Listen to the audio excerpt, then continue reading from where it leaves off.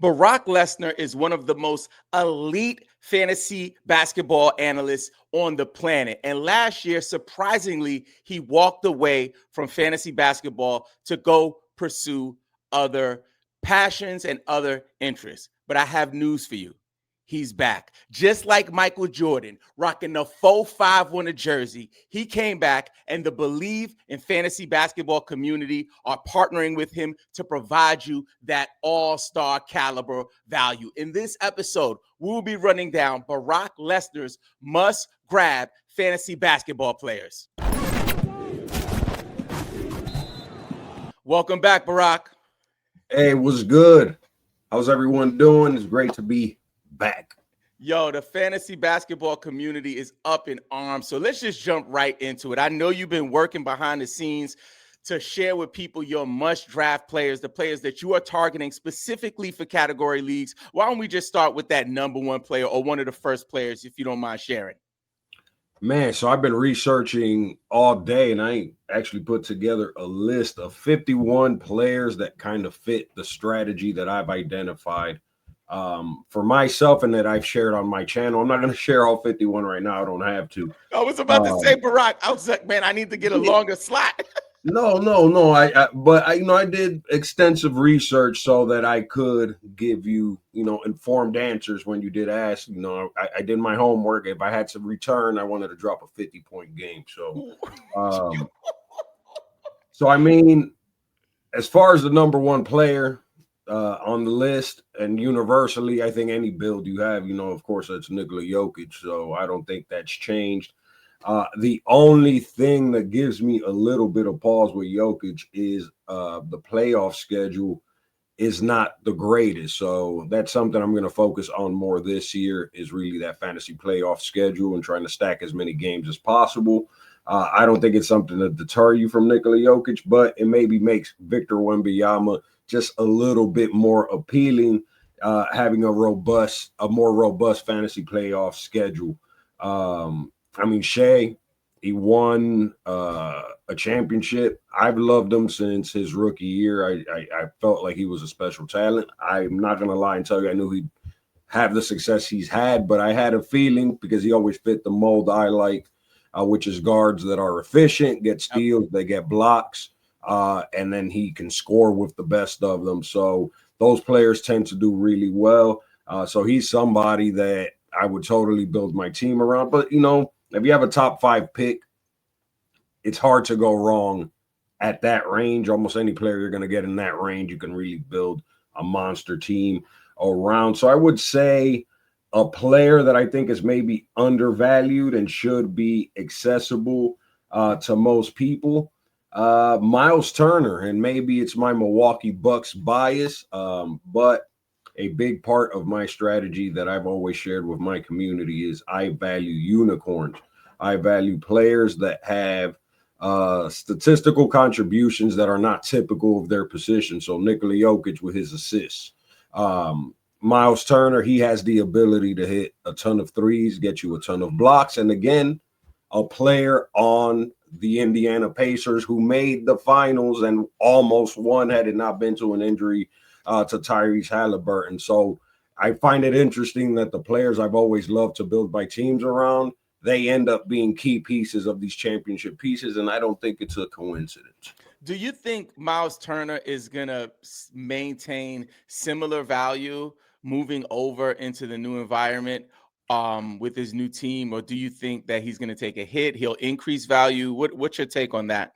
So I think it's a perfect situation for him because he's essentially stepping into the role that Brook Lopez had, and Brook Lopez was an amazing asset in that role playing next to Giannis.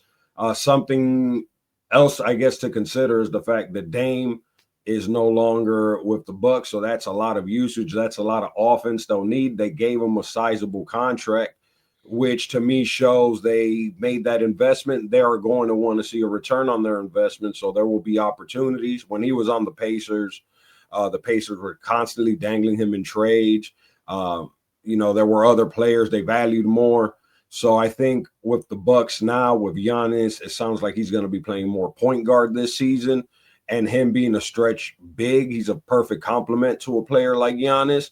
I think it's going to be his best season. I mean, you need 3 players to stop Giannis. So if he can post up from the 3-point line, he's going to be pretty open. And I like their chances at success with him. Very dope. Very dope. So, really quick, before we talk more players, I want to also address the fact that you're returning, man. And I was like in your comment section. That's one of the reasons I reached out because for you guys at home, whether you're listening or watching, me and Barack have kind of, been in contact over the years. We've done some collaborations in the past. And just like you guys, when he said that he was going to walk away from fantasy, I was very sad about it, but also very supportive for my brother. But then I went back to your comment section, Barack, and I saw like people coming back for this season. Like, what? Like, people were like just finding out about it. So I was just adamant about like, how can we get my man to throw on the jersey for the community? So about what you've been working on and also what brought you back this year. Yeah, so right now I've been doing stand-up comedy for a few years now, and I really thank my channel because getting in front of this camera, building a community, hundreds of hours of just being in front and having to communicate my thoughts and my feelings and my strategies, it helped me translate to a goal I've had forever, which was to really get into stand-up. And I was actually quickly able to build a name for myself here at home in Columbus, Ohio. And I manage a club called the Attic Comedy Club. So if you live in Columbus, Ohio, and you've been to the Attic Comedy Club, you've probably seen me.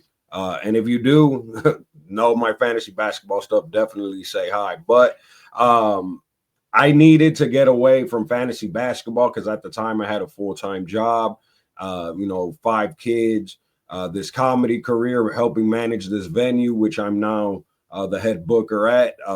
It was so time intensive that it was just difficult to give the quality output that I felt my audience deserved. And then my mentality was I rather walk away and focus on these things I need to focus on rather than, half-assing it, starting for, a quarter of the season and then just dropping off. But I got laid off from my full-time job earlier this summer, which allowed me, I think, in a way, allowed me to now focus on my business, which has been great. It has allowed me to focus on the club and booking, big names to come to this club. Like we have Bobcat Goldthwait coming in December. We have Steve Byrne a few months ago. Malik B, who's a big personality on Instagram. We just had him this past weekend. So Rick Diaz, he's big on Kill Tony. We just had him at the Comedy Festival about a week ago. So doing that has allowed me to focus on my passion, but now not having the full-time job, I get to focus more of my energy on this thing that I love that facilitated really the comedy career that I have. And I still love basketball. I still love fantasy basketball. I never stopped playing fantasy basketball. So I walked away from the channel, but I played all of last season and had my best season. I think it made me realize that, and maybe you can corroborate this, that when you're a personality that shares your opinion, you get into this bubble where now other people's opinions start to influence your own. And I think separating myself from that and just truly going off of just my judgment, not what others were saying, not what you were saying, not what my comments were saying. And I had the best season I've had since before I started the channel. So I thought that was like an interesting observation. I did do my subscriber league. I came in second. I lost the final day. So that was cool. Won some money doing money leagues, which I want to do some subscriber leagues this year too. But you offered the opportunity. Oh, well, you reached out to ask what I was doing. And I've been a fan of yours ever since we started working together. And what I really like is, and I might get a little political, but it's always bothered me that the NBA is there's so much black and brown, energy. Black and brown males really are the dominant force in the NBA.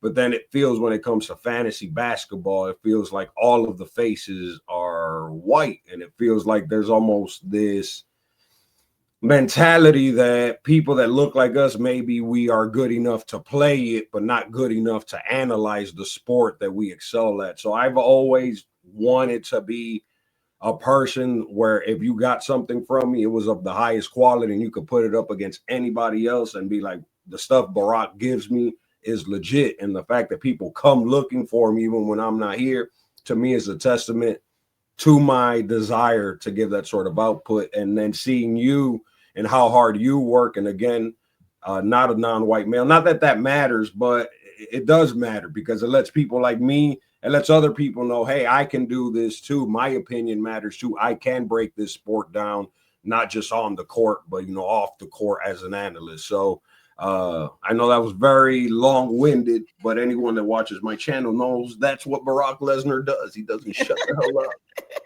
Nah, I appreciate you pointing that out because there are like I had some situation in a Reddit thread or Reddit community recently where I was having like my stuff blocked, but I was seeing other you know, people in the space, analysts and stuff, was posting freely, doing what they want to do. And I was like, yo, what, like, am I being targeted?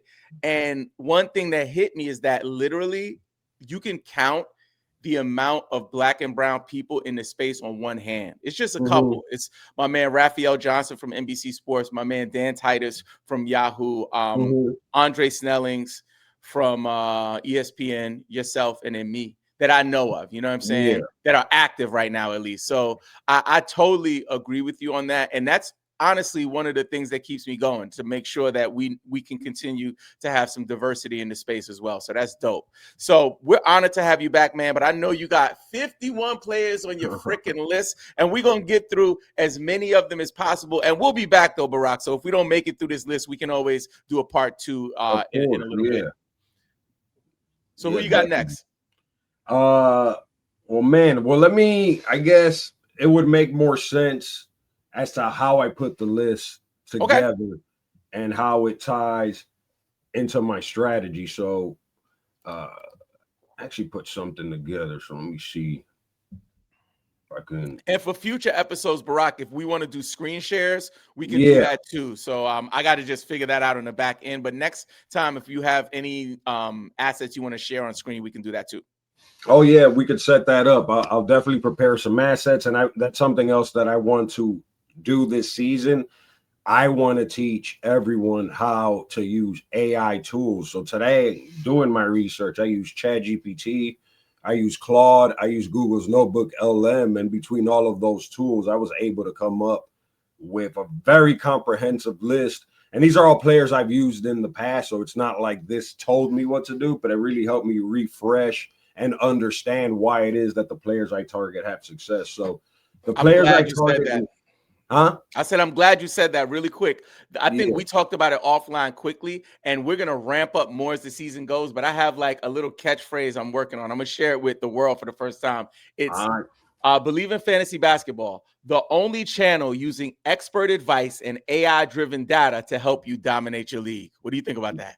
I love it, man. And I think everyone can use these same tools. We'll teach them how to use these tools, and then you'll be your own analyst, and then you'll really dominate, because this is the next frontier. I feel like as people catch on, as it gets used more, the top players are going to be like, oh, I can use this tool to do it this way, and now you're going to be at a disadvantage. So AI is going to take everything over, including fantasy basketball. So might as well befriend it now before Skynet takes over. Skynet. Oh, all right. Go ahead, Barack. Run down the strategy. Yeah. So my player targeting principle. So normally, like I mentioned before, unicorns, I identify players who offer elite contributions in categories that are atypical for their position. So examples, like I mentioned, would be Nikola Jokic, Brook Lopez, Jaren Jackson Jr., Drew Holiday. He's a point guard, not as much anymore, but back in the day was a very efficient scorer and also would get you a decent amount of steals and blocks for a guard. So a guard that gets you blocks, that's atypical, and it really helps. And again, Drew Holiday, a player on that Celtics team that won a championship. Then the youthful wave. I like to have most of my players be under the age of 30. Father Time is undefeated except for LeBron James so far. And typically, if your roster has too many injury prone players or older players and you're stacking them up, it becomes a liability as the season goes on. So normally I try to keep it to one or two just older players that are so good that you have to take that risk. But I don't want to load my team with older talent. Guards that get you steals, blocks, strong percentages. Derek White is a player that comes to mind immediately. And again, another player on that Boston Celtics team that won a championship. So Real quick, Barack. So I'm a sorry. couple of times running down your players, you mentioned championship pedigree. Talk to Yeah, me about the correlation between like a championship level player and how that can translate into fantasy value. Like, because it seems like that's something that you pay attention to. Why don't you talk to us a little bit about that? it's almost the thing is I wasn't paying attention to it. I use these strategies to identify the players.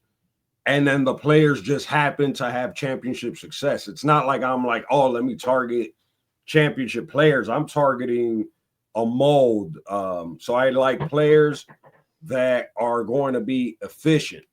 I know, like something, for example, that I will share with everyone, and I think it's not a popular opinion, but I hear often people say turnovers are your go-to punt. Go ahead and just forget turnovers, load up on turnovers. That's everyone. That's just about everyone. Yep. Everyone. I think I'm the only person that says, no, don't do that.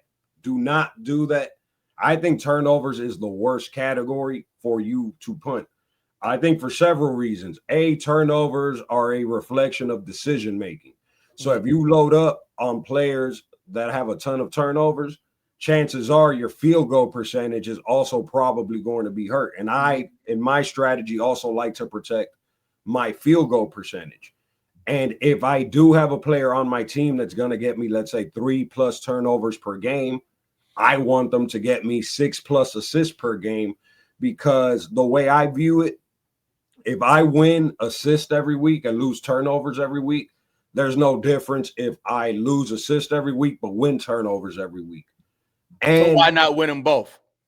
so I don't think it's possible to win them both, because there's a seesaw effect that's going on where the more usage you have, the more you have the ball, the more you're going to turn the ball over. So the more assists you get, the more turnovers you get. So the strategy I actually use, I value players that have a great assist to turnover ratio. I think that's the sweet spot. If you can be really low in turnovers, but you can be middle of the pack in your league in assists, because on any given week, you can have more games than the opponent, or your players just have a great week and they get 10 assists when they normally get 6. So you can win assists. But if you have a disciplined team that is not turnover prone, that's a variable you can have more control for. And since everybody loves to punt turnovers, that means you end up being really strong in turnovers against the majority of the teams in your league. And in my experience, when I've protected turnovers and managed to be middle of the pack in assist and protect my percentages and also target players that get you steals and blocks, that's been the sweet spot. I can sacrifice rebounds. I can sacrifice points. Threes, I like to be middle of the pack in. But I'd say this strategy is what has helped me identify the players I want to build around, because what I've learned over the years is fantasy basketball is not so much about who to draft. It's more about who not to draft. And once you know what players just you want to avoid, don't fit your build, don't fit your mold, then that noise gets removed. And all you see when you're drafting is these players you've identified fit what you want to do. Man, Barack, you are shaking things up. I love it, yo, because now I'm thinking about it and it's just kind of clicking for me. It's almost like low-hanging fruit, right? It's like if everybody in the game is saying, "Hey, let's all agree to punt turnovers. If you win it, you win it just because, you cared a little more than everyone else about whatever the metric was." The idea of targeting players with good assist to turnover ratios, and actually winning that category is huge. I love that. Can you name just a few guys maybe this season that would be good targets for that assist to turnover ratio, and maybe help people, win that turnover category? Yeah, so one that I think has huge potential is Andrew Nembhard on the Indiana Pacers with the injury to Tyrese Halliburton, who himself is another great, amazing assist to turnover ratio guard who's super efficient as a scorer, gets you a ton of assists. And again, the success the Pacers had, people didn't see it coming, but these are both our players that fit this mold. Miles Turner fits this mold. And when you stack players that all fit this mold, not only does your fantasy basketball teams have success, but real legitimate NBA teams are having success. So honestly, I think I should be in an NBA front office with this strategy, because this is identifying actual championship caliber like players. This strategy works, and I think it's because you're limiting poor decision making. If they have high field goal percentage, if they have high free throw percentage, that's why I like Brook Lopez, or I like a Miles Turner, because they get you a lot of blocks, but they also don't hurt your free throw percentage. Historically, players that got you a lot of blocks would kill your free throw percentage. They wouldn't get you any threes. We still have some of those players in the leagues today, like a Clint Capella, for example, or even a Rudy Gobert. But these players that can get you a high free throw percentage and get you a lot of blocks, that's just a unicorn. And then the moment you add those threes, it becomes a lot harder for teams to beat you in 5 categories, which is my other thing. Don't try to dominate all 9 categories in 9 cat. Stop. Don't do that, because all you're going to end up doing is just being mediocre at everything. It's better to be really bad at one category, maybe like bottom third of the league in a second category. And if you set it up that way, you can end up being top 4 in 4 categories, and you might end up being top 1 in 2 categories. And before you know it, it's become impossible to either win against you, and even a win ends up becoming a tie. There's so many times when somebody gave their best effort and the best they managed to do was to force a tie, because there wasn't really a path for them to get the 5 or 6 categories they needed because of how I structured my team, because they couldn't beat me in turnovers. I targeted assist to turnover ratio players, so I was competitive in assists. And with some smart streaming, you can make up for any gaps that you may have in your build as well. And then your streaming is also going to be based on targeting players that fit, this build. That's why my community comes back looking for me, because they've implemented this, and then they get the exact same results, and they're like, whoa, this guy is telling me things that work. But it's really down to the math. Somebody else I would recommend, Trey Murphy III. He's just he's like the poster child of a perfect 9 category player, and that he helps you across the board. He's very efficient, hits a ton of threes. He's going to get you steals. He's going to get you some blocks. He's not going to turn the ball over. He doesn't get you a ton of assists. But again, as long as I can be middle of the pack in assists and keep my turnovers low, I can take a player like that and not worry about it. And something else I would say about turnovers, logically speaking, the players that get a lot of turnovers, it's typically because they have a lot of usage. The pool of players with a lot of usage is very limited. By me targeting players that have a strong turnover or have strong percentages, I've opened up a much wider pool of talent that I can work with. Talent that people ignore, because typically maybe they're not scorers, so they don't score 20 points per game. So someone will say, I don't want them on my team. I don't think they're going to be useful for me. But then they might get you like a Dyson Daniels who got you 3 steals per game. That's like the equivalent of a guy dropping 40 points per game. But because people are so focused on just scorers and high usage players and the popcorn stats, a lot of these great players like an OG Anunoby, and Isaiah Hartenstein, who got you a ton of rebounds, high field goal percentage, got you assists, didn't turn over the ball a lot. Just these players that really help your team, especially when you stack them together. And then the other thing about this strategy I think works well is with scheduling.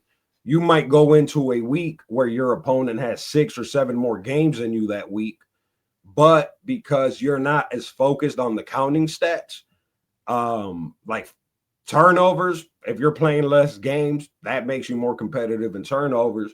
And if you have very efficient players, then it doesn't matter. The 6 to 7 games shouldn't make much of a difference. It's not going to impact your numbers as much as it does with the volume stats. And then if you load up on these unicorns that get you a lot of steals and blocks, even with less games played, you could be competitive enough to still win the categories. And maybe even though you're down 7 or 8 games, you could force a tie or maybe even win the week anyways. Barack, I got to let off an air horn for that one. Go. Yo, your man Barack came out the gate with the 40-piece, 10 rebounds, 13 assists, 2 blocks, and a steal, 0 turnovers. 0 turnovers. I would draft me on my team, is what you're saying. Absolutely. Barack, oh man, before we get out of here, let the people know what to expect from us this season. Just a little preview. Hey man, I've joined the Believe in Fantasy Network. I will be here. Honestly, I might be here weekly. We have to discuss, the multi-million-dollar contract that my boy Robin is going to pay me for my services. But once that has been ironed out, hopefully I'm here on a regular basis. The content I'm in will also go on my YouTube channel. We're going to reactivate that. And with Robin handling a lot of the overhead as far as managing the logistics of a channel, I can just kind of come, talk, give you my expertise, and then that's going to make it feasible for me to continue sharing my insight with my community and hopefully helping them win some money or just, just being able to talk some crap to your friends and let them know that when it comes to calculator basketball, nobody is better than you.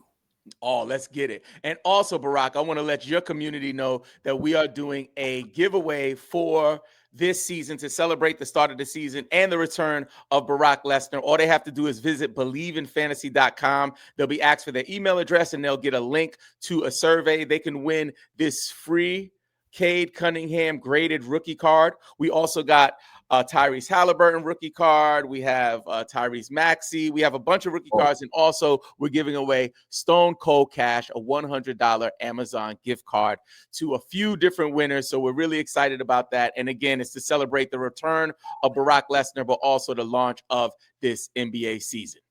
Yo, and if you're in Columbus, Ohio, hit me up.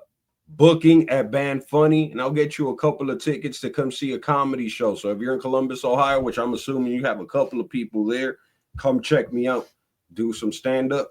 And if you don't want to do that and all you want is fantasy basketball, man, we have a ton of it coming your way this season.